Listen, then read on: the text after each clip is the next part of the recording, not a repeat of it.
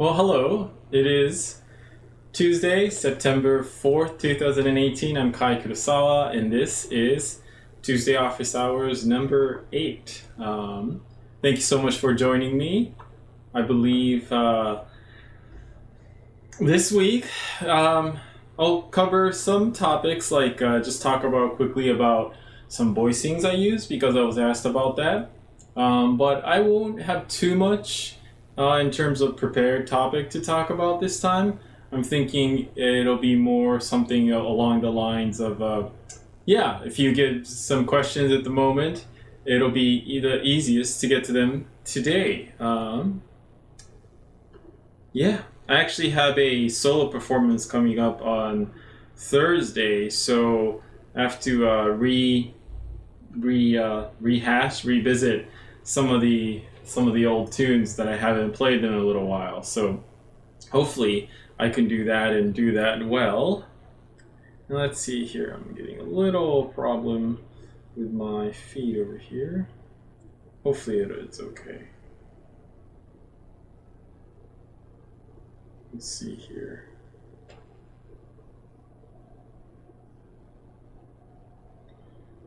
Oh well. Some days are more technically challenged than others. Anyhow, so let's get right into it. Why don't I actually just play a little bit at the beginning so we don't just stand here talking about voicings, which is always fun too. But yeah, let's see. What am I gonna play?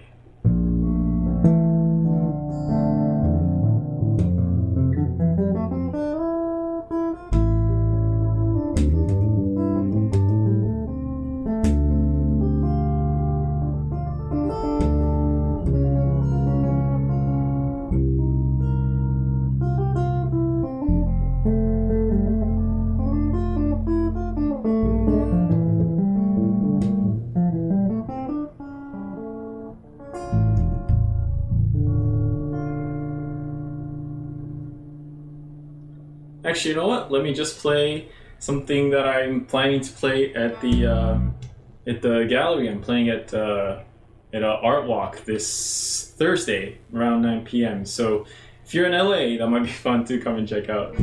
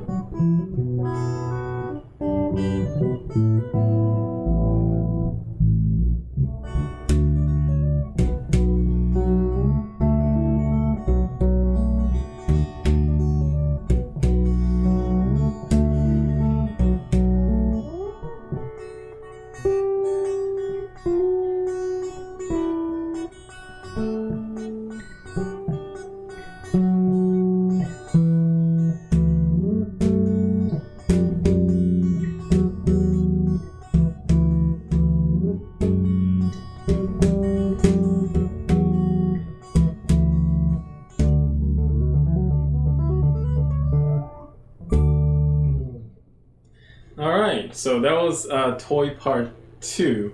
And yeah, it's been a little while since I played that one, probably shows. But I'll have to brush up on that a little more so I can actually get that decent performance on Thursday. That one I wrote for my friend Yuichi and his wife Azusa. I wrote that like two years ago at this point. And yeah, I guess in a way that one ended up being sort of an etude in a way for the pinky strumming, the pinky reporting for duty, as I always call it. It's very it was very challenging at first to constantly think about what the pinky is doing and keeping this pattern going or just even having the pinky move separately while the fingers are actually holding down.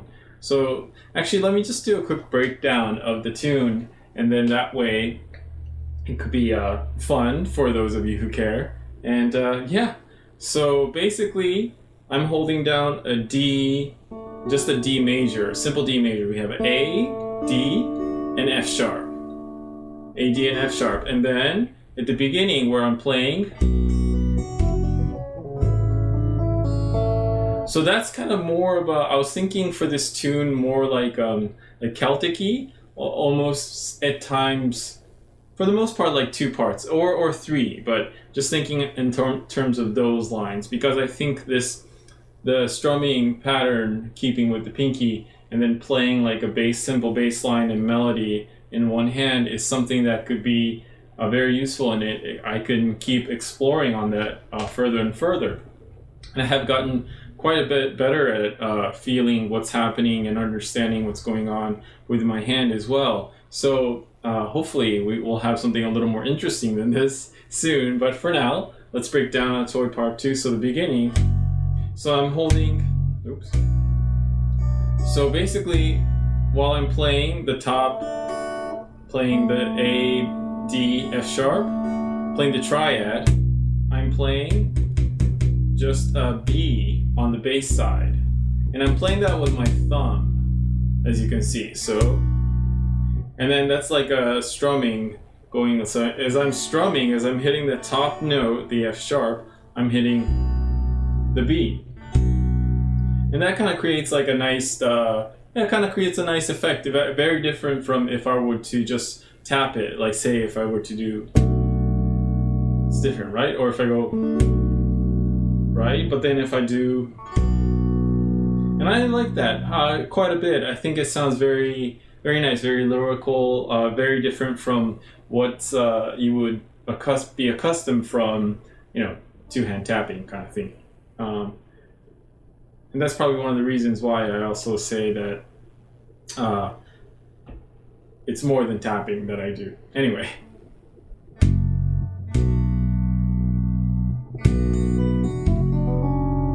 So we're hitting, tapping it, and then immediately throwing in up stroke strumming with the pinky.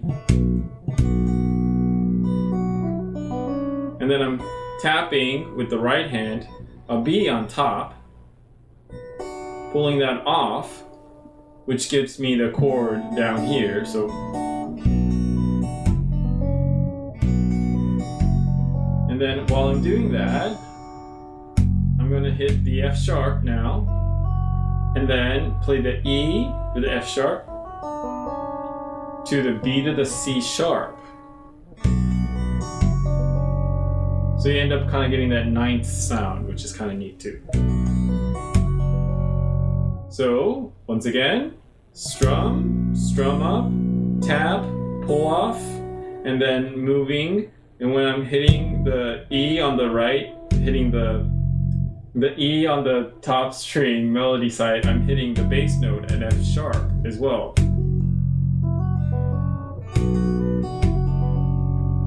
Now that doesn't seem like much, but if you try this for the first time, it's going to be pretty, it'll be kind of, I think it will be a little difficult.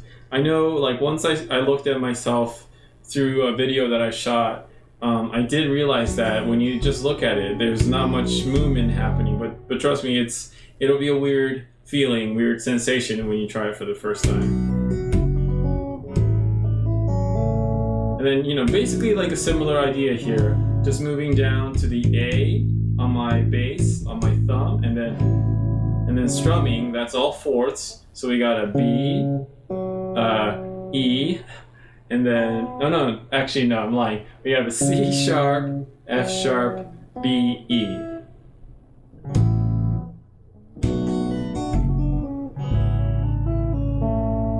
And that kind of, you know, gives kind of like, it has like a nice, almost like an intro setup sound, which is quite nice. So we got.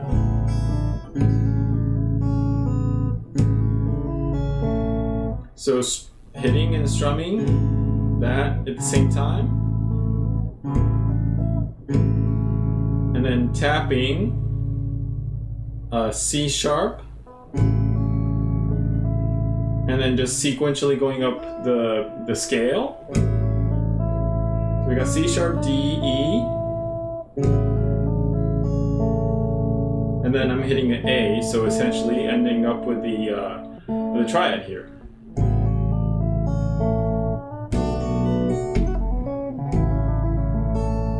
And that's just a variation on the rhythm. So and now I'm hitting the octave. That basically makes up sort of the intro part, if you will. I mean, it comes back as well, but yeah. So that's like the first section of a toy part 2.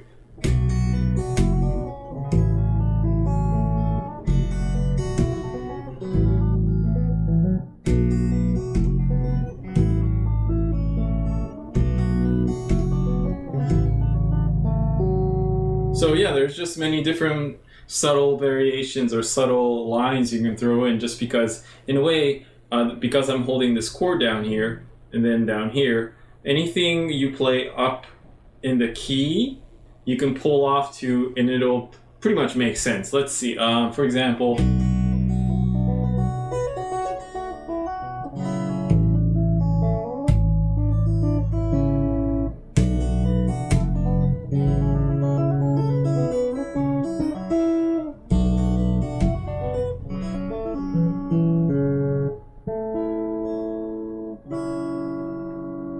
hope that makes sense. Okay, and then the next part, this is the main part that was really kind of difficult for me at first, was, and yes, I did write it, so in that sense, I don't have much excuse, I guess. So what's going on now, instead of playing the B, I'm playing a D. So now we're just hitting just a good old major chord, a D major chord. And then the first two is just kind of like a, you know, just like a simple rhythm. And then starting to throw in like this melody thing with the top notes over here. So basically just hitting a D, a C sharp. And then again, doing that pull off thing, pulling off to get the chord here, which at this point, it's almost like, if you want to think of it as a capo happening. So.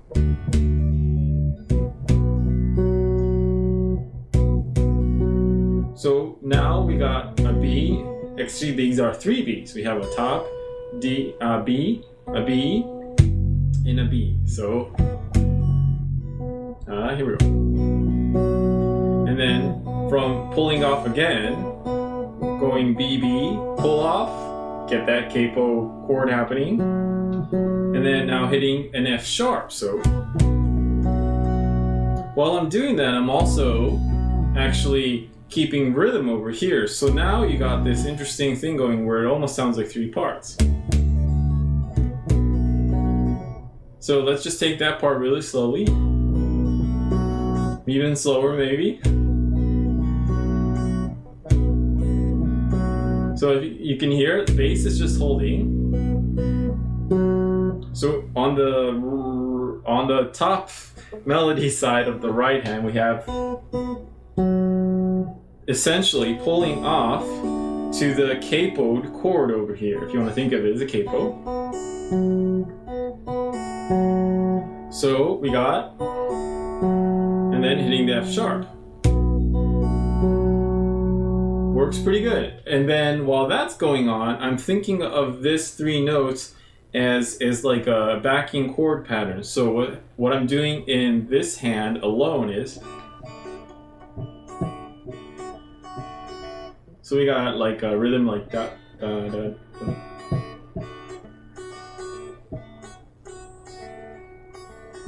So hope that's coming across clearly. So combined. So you can see the pinky is just basically going like, you know, downstroke, upstroke, downstroke, upstroke, downstroke, upstroke. So it's essentially doing that, but at the same time, I'm actually making sure that I'm accenting the pattern, and plus that I am actually sometimes lifting the hand up, so you don't always get the chord, or I'm trying to change the timbre. How's that? So.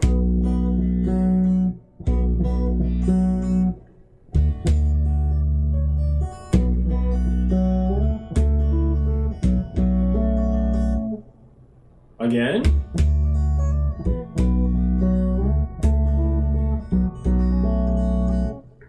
Okay, that was a little sloppy. It gets a little. You can get stuck if you start to build up to like a little tension. So that's what happened there.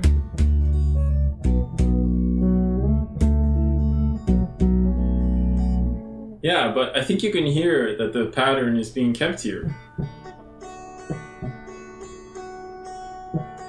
And then I really try to think of it and try to really hear what the rhythm part is doing besides hearing the bass and the melody part. Because that's sort of the key to pulling something like this off and then making it work musically.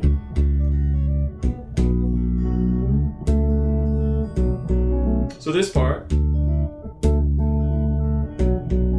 basically same concept. Now I'm hitting, instead of D in the top D, now I'm hitting the A.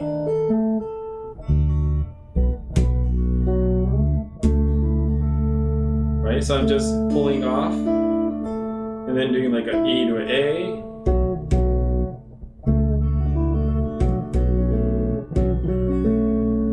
Bill, hello, how you doing? So we just have a B, wait a minute, no, F sharp to a C sharp, F sharp, C sharp to, what is this? D. What am I? I'm getting all confused. No, an A. Oh, here we go. Yeah. Oof.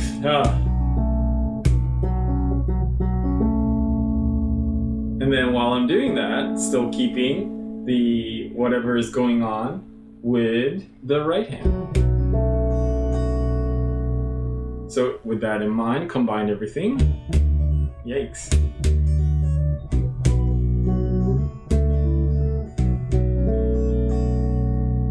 Yeah, so that was probably one of the hardest things for me to get used to at the beginning. I did come up with the idea of how to do this stuff, and I didn't really have too much of an idea how to do it, if that makes sense. I just, dove head first and try to come up with something that works in the simplest way without overloading myself with new things too much. And that's probably why I took something like, this, where it's just that I can change the chord quality just by switching the root up, and then basically keeping this shape, and then keeping a pattern happening while there's a core melody happening on top.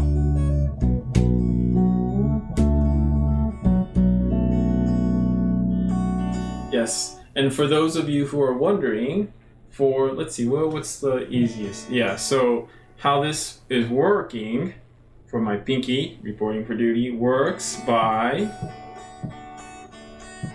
hopefully, which is clearer to see? That's a good question. This angle is better, I guess. So when I'm strumming that way, it's going to be somewhat it's not easy, I guess, but it makes more sense right when you think about it, like doing that. So, but make sure you're not strumming it too hard, because otherwise you're gonna pull off the string and it's gonna, doesn't sound that great, and yeah, you'll have pitch problems and all that kind of stuff that you don't want when you're playing. So, oh yeah, and then strumming back up, the upstroke. This one, I don't know. I can't really explain it very well, except for I tried it and I was able to do it. It's just one of those things where you just do it, and then you kind of just have to think about it and say, okay, I'm gonna upstroke with my pinky, and voila, it happens.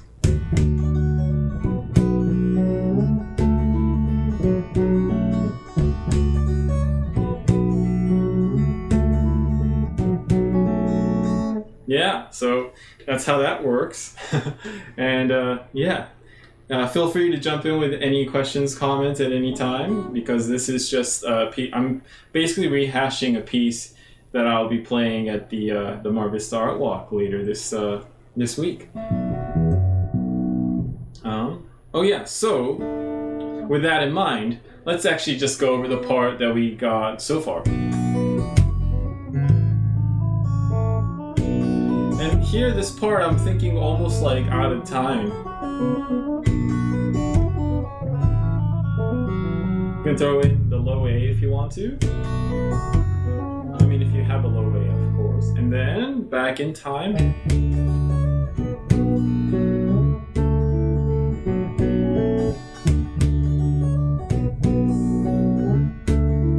And then next part.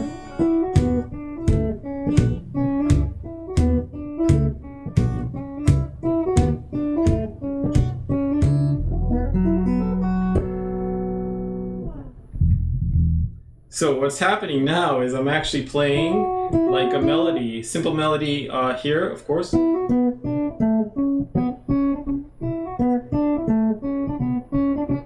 won't go into the notes too much. You can kind of, you can hear it. It's simple. But what I'm doing now is when I'm hitting that note, I'm throwing in the bass note as well with the thumb. So.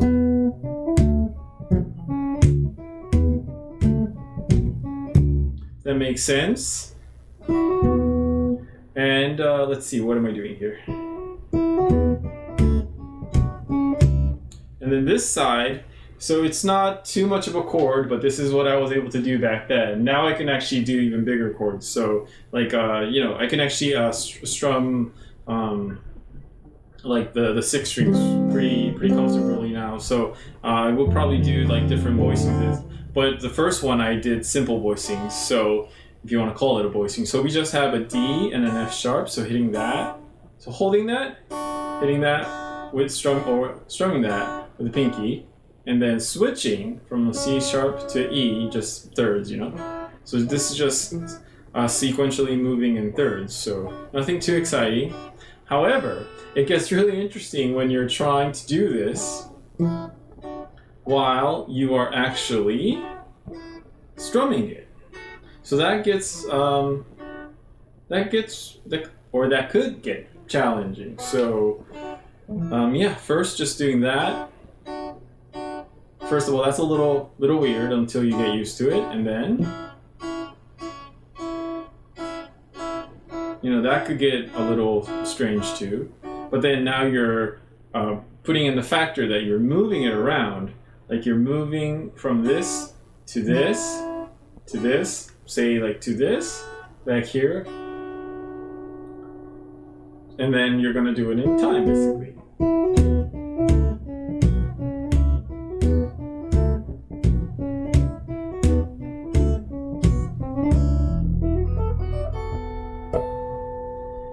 Yeah, so that's that part. Yeah, actually, so we have, right? So we got those parts, those notes are all together.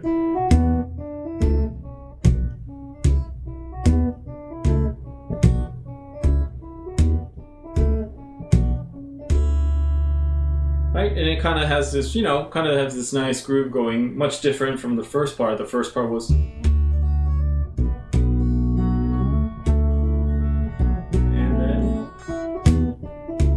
gives it a little air because now the bass just kind of acts more just almost like a drum maybe. And then you got E.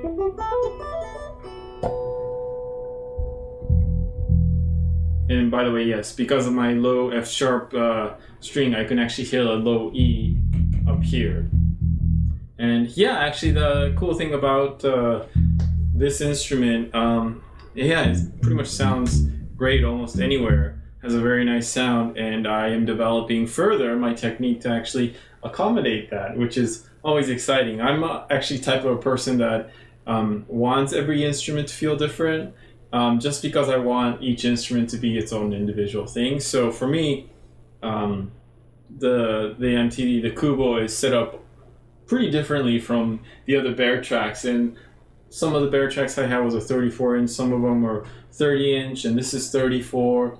But the way it rests on me is a little more different, and so it all changes perspective wise. But I think that actually does help you become a better player, especially maybe when you're still in a stage like I am, where I feel like I'm still developing and I don't want to shut the door on any other opportunities to learn how to use my fingers or how to use my brain to solve a problem or solve a new challenge. Anyway, so that part, I'm actually plucking that. So this is what I usually call one-hand bass, and usually I always say the default is index finger with the middle finger. Index finger with the ring finger, middle finger with the pinky. So that's what I always say about the default for this stuff. But in this case, I'm actually just going. I can actually, if I'm playing one note, I can do that with the 3 fingers here. So I can just, that's right. So I'm just holding with index, and then I'm plucking with these 3. Nothing too exciting there, but that's all right. So let's do a quick review, and then I'll go into the next part.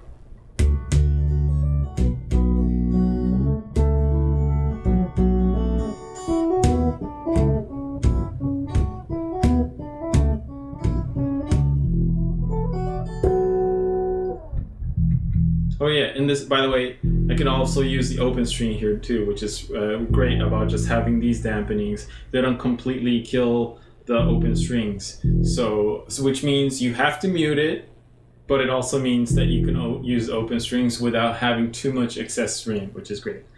And then the next part, this is where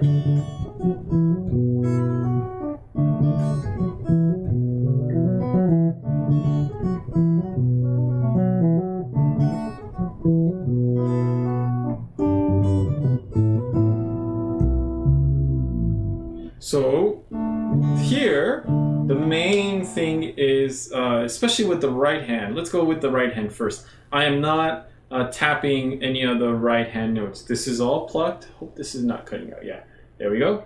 So, maybe cutting out a little now, but. So again, now that I'm holding, there we go. Hopefully this works, guys, sorry. So now since we got that rhythm, and it basically uses 3 notes, right? Meaning it's the same note.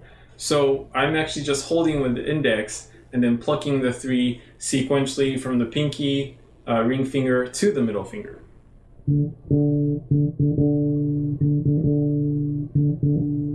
Which works pretty good. And by the way, if you wanted to do that by tapping, it probably won't sound like that at all. I think that actually sounds pretty good, and if you do that with tapping, it's going to be, first of all, because this is a fretless instrument, doing that up high, trying to get the same note, it's probably going to be pretty difficult.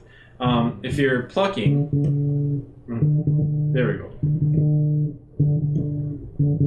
If you're plucking, you can actually do the same note, whether the pitch is super on or a little off, you're going to get the same note, and then you can actually sound wise, I think it sounds better up here too. See, if I'm tapping it, that's the sound up here, but since I'm plucking, I get like the more, actually fretless bass type of sound, which this is.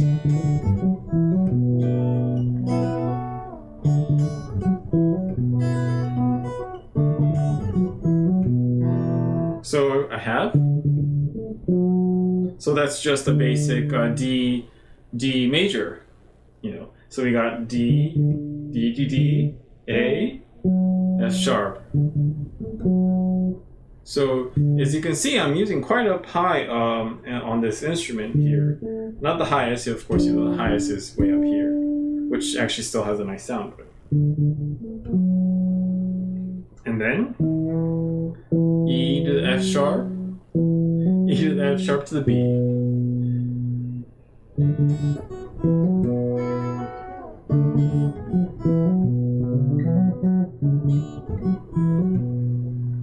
And so now with the left hand, first note is actually tapped. The reason is, Mark, cool instrument. Yes, thank you, sir. It is quite the nice instrument. So that's basically a unison, if you will.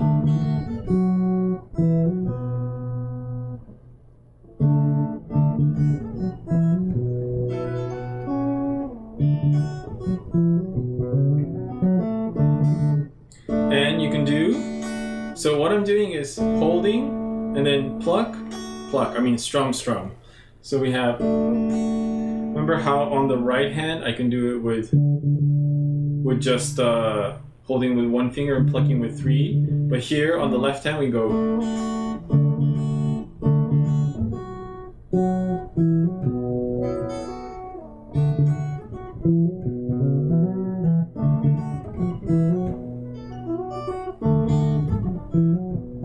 And the reason why I'm hitting the first note with tapping is because the thing that I'm playing in between after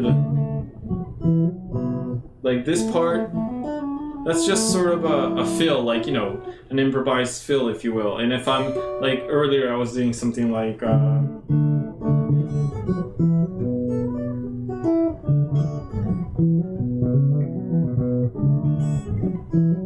if I'm up here coming back down, it's actually a lot easier to just like tap.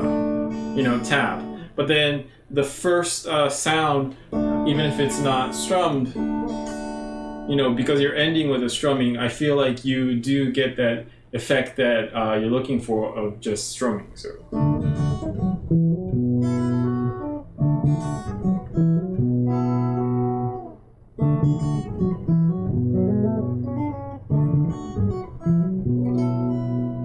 And then switch.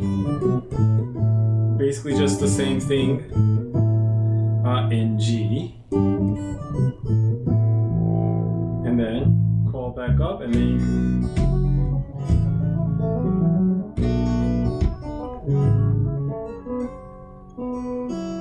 terrible. But anyway, so that's basically it for this tune in terms of what's going on in terms of the breakdown. There's one last thing, I guess, but I'll just go through that. So the last part, just basically the where I'm bringing it home, I guess, is gotta fix the intonation, I think.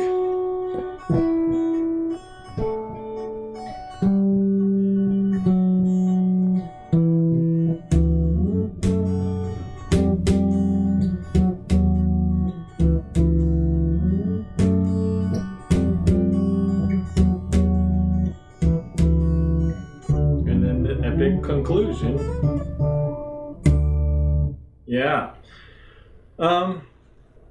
So that part, now it's not that bad, but when I first started, it was very difficult to actually keep this going.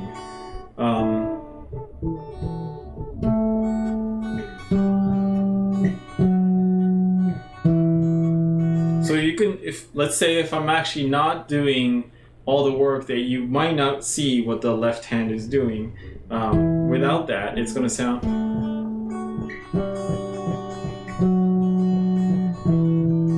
Right? Big difference. Not very, musical. It's just kind of there, like, in your ear. Which is something I first struggled with. I couldn't figure out why I wasn't getting like a cool rhythm, and this was with some other piece that I was working on at the time. And then I found out that guitar players, obviously when they're doing this, they would often like accent or lift up their hand or, you know, change. Let's say if I'm doing...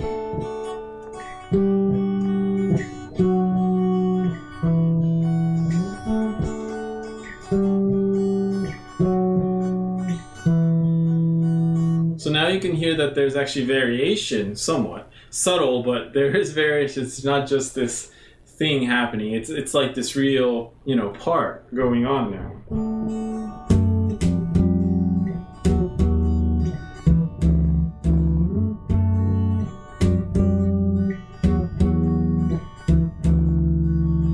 So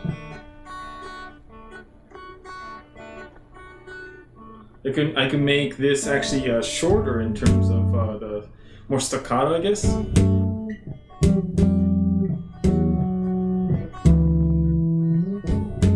Right, so that's actually a lot of shorter notes, and I can do a lot of longer notes in the left hand. I'll try to keep the right hand the same.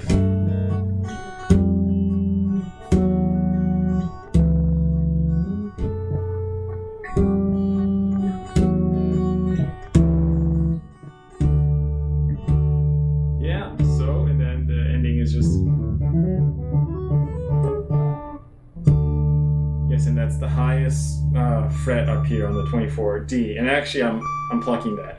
Well, at least on Kubo I can actually tap that, which is great, but on the Bear tracks there wasn't really an option, at least for me, to tap it. It was just the string height was too high, and that's one thing that I used to with Kubo. The string height is not as high as the Bear tracks. The Bear tracks I had it higher because that's what I preferred at the time, and also I enjoyed playing higher tension at the time. りょうさん、テラサキ、この楽器はアルフォンソ・ジョンソンが使ったスティックですか？質問ありがとうございます。ですね、こちらは違います。もちろん、こういう楽器の元祖はチャップマンスティックご存知の、1969年にコンセプト自体がエメット・チャップマンが考えて、1974年に初号機を作ったのがスティックですね。僕が弾いてるのは、こちらはマイケル・トバイアスデザイン、ここにロゴがあるんですけど、アメリカの有名な、アメリカの、そうですね、世界的に有名なマイケル・トバイアスという方が僕のために作ってくれた楽器で、その弾くコンセプト自体、パッと見て、すごい細かいこと言い出したら、キリがないと思うんですけれども、もちろんこの基本的に両手でこう弾くみたいなところとかは、はい、すごい似てると思います。なので、これは、でも、この作ってるのは、エメット・チャップマンではないんで、チャップマンスティックとは呼べないと思います。でも、こちらは、マイケル・トバイアスに作ってもらった、もちろんスティックにすごい似てると言っても過言ではないと思います、もちろん。もちろんこの楽器はね、このボディもすごいあって、これちなみにホローなんですけれども、ボディもあるし、フレットレスだったり、あと弦の、チューニングとかも違いますし、いろいろと違うところもあります。でも、はい。で、はい。アルフォンソが使ってるのは10弦、12弦両方持ってたかな。はい。アルフォンソ自身僕も知り合いで何回か、大学の時とか実は一緒に弾いたりもしたんですけど、スティックとか、その時僕はウォーギターだったんですけど、こういう楽器ってすごい似たような楽器で、スティックがもちろんオリジナルで、その後ウォーギターっていう、当初はイントネーションとかを、整えられるっていうのが大きな違いだったと思うんですね。もちろんウォーギターにはボディがありました。それ以外にメガターっていうのもありましたし、あと、もう今存在してないと思うんですけど、テナヨズギーっていうのもあるし、あとベアトラックス、ベアギターズというのもあるし、タッチギターというのも最近ありますね。そんな感じです。でもこの MTD 自体は、この一つ以外は作られる予定がないので、これだけということになっております。はい。質問ありがとうございます。答えになってるといいですね。はい。では、続きまして。Alright, so, yeah. Thank you for the question. That was fun. I don't get too much actually to speak in Japanese to answer questions like that. So that was cool. Alright, so why don't I actually try to play a toy part 2 again now that I'm hopefully a little more warmed up.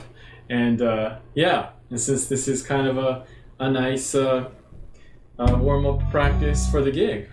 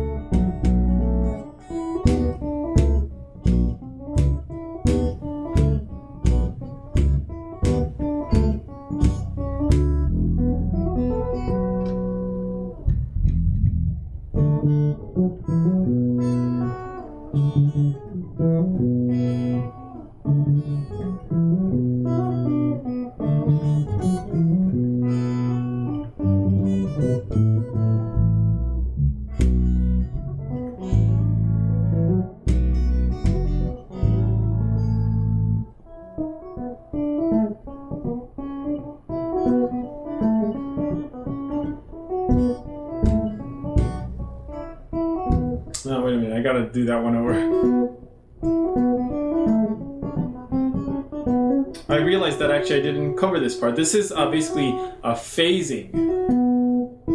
Playing the same thing, right hand, and then the left hand is behind, playing the exact same thing as the right hand is. So that's called phasing.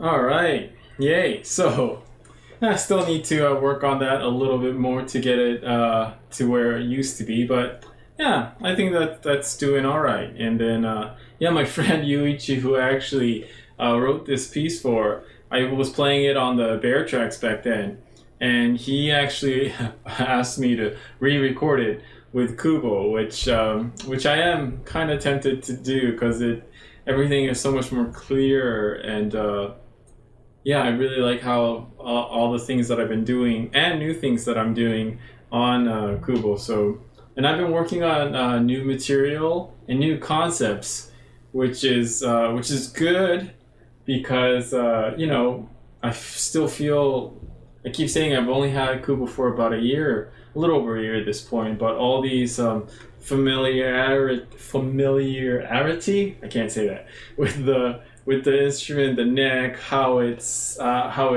sits on me, almost, so to speak. All that has changed quite a bit in a year. I think I used to have this higher, and no, actually I had it lower, and I hired the positioning on myself, and that really helped me quite a bit. I think I just did that in late March. And yeah, I like where it sits now a lot better than it used to, and yeah, so all these new things I'm working on, and then I'm putting them together, and like new tunes and new concepts, applying them to other things as well, and yeah, it's coming. So yeah, hopefully, you know, I can keep interesting stuff coming out for you guys, and also make new friends or new people who do not maybe still enjoy this kind of a thing. But I'm pretty confident I can pull it off. So, I always feel like the next year or the next week, the next month is the big leap, and I should probably start to assess where I'm at by actually using all the skills I have in terms of just working on new things all the time. This is like an episode where, for me, like, to start it working on the pinky reporting for duty with the strumming, I started working on that, and I didn't really use it per se in front of people for like 8 years. I was just practicing it on my own, and I was like locked in my room, lights off, like shivering to myself, just practicing this. And so that I'm a little bit extreme in that sense. Maybe I'm not that extreme. Maybe you think, oh, that's just normal. But yeah, I'm just I like taking my time, maybe too much at times. So yeah, hopefully this whole streaming actually expedites some of it, because I don't want to run out of interesting things for you guys and for myself too. So anyway, so that was a good chunk already today. So if anybody has any questions, please get those in now. Otherwise, I think I'm gonna wrap it up for today. And while we wait for the questions, of course, you might be wondering if you view this all the time. I know there are some of you out there that do, and I really appreciate it. Thanks a lot. Today's Kokeshi, of course, my favorite part, brought to you by Usaburo Kokeshi. Look at that. Isn't that amazing? That is a Stormtrooper Kokeshi. If you want your Stormtrooper Kokeshi, you can get them from Usaburo Kokeshi. And I will actually put the link in there right now. Let's see. Oh yeah, and this link is pretty much including like everything I use today, which of course is the MTD Kubo, we got the Labella strings, we got the Nordstrand pickups, Kirlin cable, yeah. So, and then of course, Usaburo Kokeshi. And I should start making more a habit of showing the back as well. I know it's really hard to see with this camera and this, how far, but it's actually a lot of cool details even in the back, They don't spare any time. Yeah, they make sure that they get the small details right too. Yeah. Okay. Well, thank you once again. And yeah, I wasn't thinking about doing like a complete breakdown of a toy part 2, but I think that went fairly well. Yeah, I'm gonna just play something very quickly before I say goodnight. And in the meantime, if you have a question, please get that in there.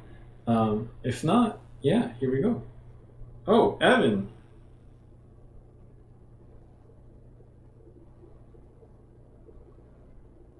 Evan, good comment. Actually, I should send you.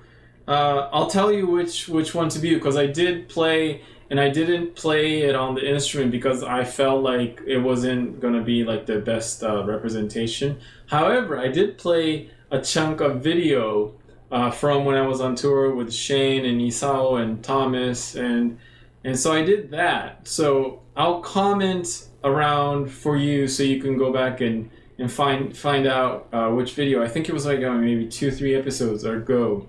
But yeah, I'll make sure to tag you on that so you can check out some of the old footage of the stuff that I played with Shane and whatnot. Yeah, I know. Yeah. So I will make sure to find the timestamp. Yes, for that. Yeah. I have actually a whole live show of the stuff. I even have like a recording from it as well, which I don't know if I can share with people. I mean, if you lived in LA, I would probably be comfortable enough to show you in person, but I don't know if I want to be streaming that kind of thing, especially like, now it's years later and whatnot. But yeah, I will definitely try to find a timestamp from the episode that I showed stuff from when we were on tour. Awesome. So Thanks for the comment always. And yes, I know you were waiting for that one. I should have tagged you in the comment section when I was showing that live actually. Anyway, here's something a little softer, sweeter that that you some of you might enjoy. All right, so.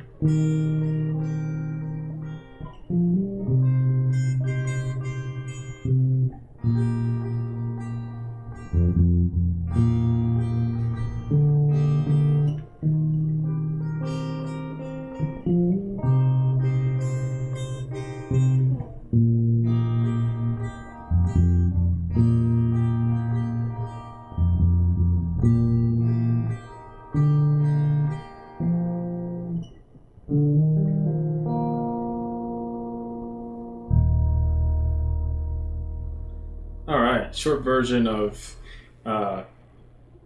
man, now I can't even remember what the tune was called. Anyway, this is Kai Kurosawa. This is Office Hours, number 8, September 4th, 2018. Next week, I'm going to do this a little earlier because at night I'm going to be helping out a friend. So I think I'll just do this during the day a lot earlier. And then in the meantime, I bid you good night.